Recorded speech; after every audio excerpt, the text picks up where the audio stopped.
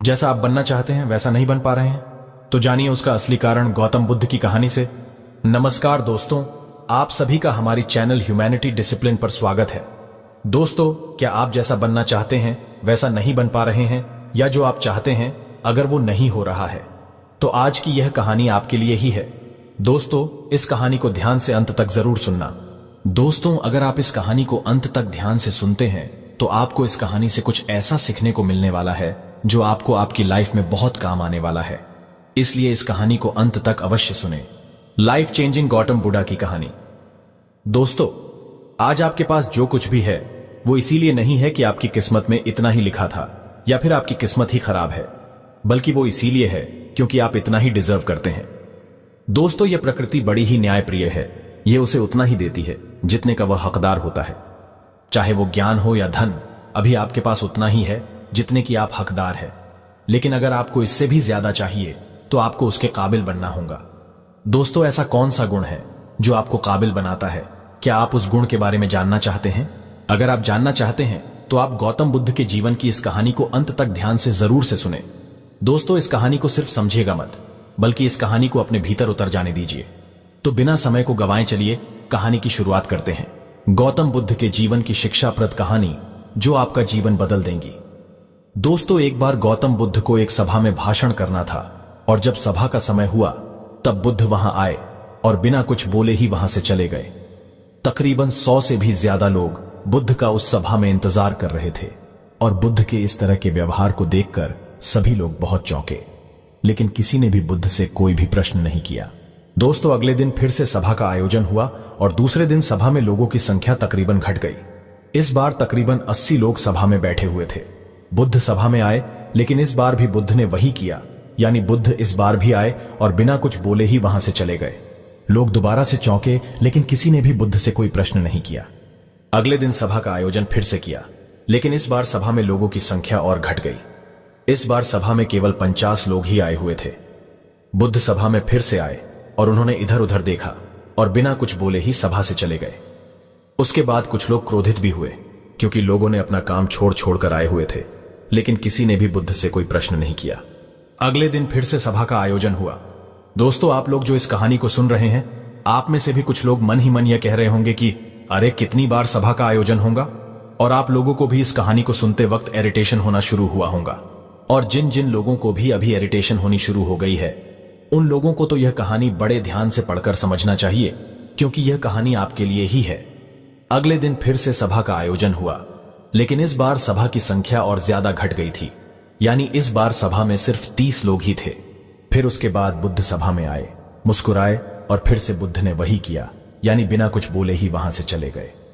इस बार भी लोग बहुत क्रोधित हुए, और इस बार लोगों ने पीछे से कुछ कहा भी और बड़बड़ाए भी, लेकिन बुद्ध ने उनके किसी भी प्रश्न का उत्तर नहीं दिया। दोस्तों, अगले दिन फिर से सभा का आयोजन हुआ, और इस बार लोगों की संख्या बहुत ज्यादा घट गई थी, यानी इस बार सभा में कुल मिलाकर 15 लोग ही आए हुए थे। इस बार भी बुद्ध सभा में आए, लेकिन इस बार बुद्ध अपना आसन ग्रहण कर लेते हैं। फिर बुद्ध बोले और बुद्ध ने उन 15 लोगों को उपदेश दिया, और वे 15 लोग ही बुद्ध के भिक्षु बन गए, और आगे चलकर उन 15 लोगों ने ही बुद्ध के ज्ञान को अलग अलग दिशाओं में फैला दिया। फिर एक दिन बुद्ध से किसी ने पूछा कि बुद्ध, आप कई दिनों तक बिना बोले ही सभा से क्यों चले जाते थे? फिर बुद्ध कहते हैं कि मैं उन लोगों को खोज रहा था जो लायक थे, यानी कि पहले दिन 100 से भी ज्यादा लोग आए हुए थे, उसमें से ज्यादातर लोग सिर्फ आए हुए थे। उन्हें मेरे उपदेश से कोई भी मतलब नहीं था, वे बस आ गए थे। और उसमें से ज्यादातर लोग सिर्फ देखने और सुनने आए हुए थे कि सभा में क्या होता है। वे मेरे काम के लोग नहीं थे, क्योंकि वे लोग मेरे ज्ञान को औरों तक नहीं पहुंचा सकते थे। मुझे तो उन लोगों की खोज थी जो मेरे ज्ञान को जन जन तक पहुंचा सके। कई दिनों तक सभा से बिना बोले ही मैं इसीलिए चला गया, क्योंकि मैं यह देखना चाहता था कि वे कौन लोग हैं जिनके भीतर वास्तव में प्यास है। जिन लोगों के भीतर में वास्तव में प्यास थी, वे लोग अंत तक जरूर रुके, और जो लोग बस ऐसे ही आ गए थे, वे लोग पहले या दूसरे दिन ही चले गए। जिनके भीतर धैर्य था, उन्हें मुक्ति का मार्ग भी मिला, और जो लोग जल्दबाजी में थे, वे लोग अब घर में बैठे हुए हैं। सवाल यह नहीं है कि मैं तुम्हें क्या दे सकता हूं, बल्कि सवाल यह है कि तुम क्या ले सकते हो। तुम्हारा पात्र कितना बड़ा है और कितने के तुम हकदार हो। जितने के तुम हकदार हो, उससे ज्यादा तुम्हें नहीं मिलेगा। फिर वह व्यक्ति बुद्ध से पूछता है कि बुद्ध लायक कैसे बने।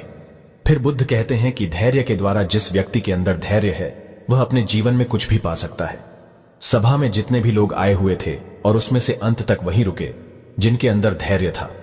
चाहे तुम्हारे जीवन में तुम्हारा लक्ष्य जो कुछ भी हो, लेकिन तुम बिना धैर्य के सफलता के चरम तक नहीं पहुंच सकते।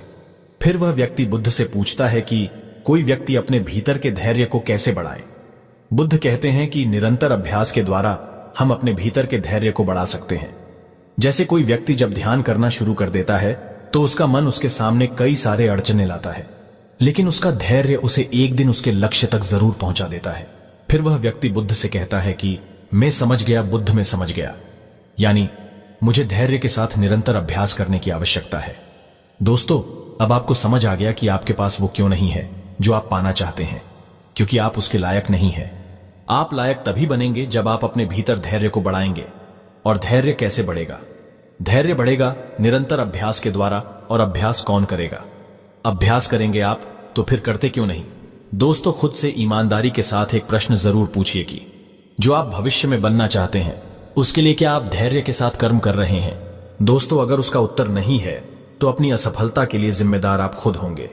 दोस्तों, आज की यह गौतम बुद्ध की शिक्षाप्रद कहानी आपको पसंद आई होंगी तो नीचे कमेंट बॉक्स में यस जरूर लिखें और उसके साथ ही इस कहानी को अपने दोस्तों के साथ शेयर करना ना भूलें।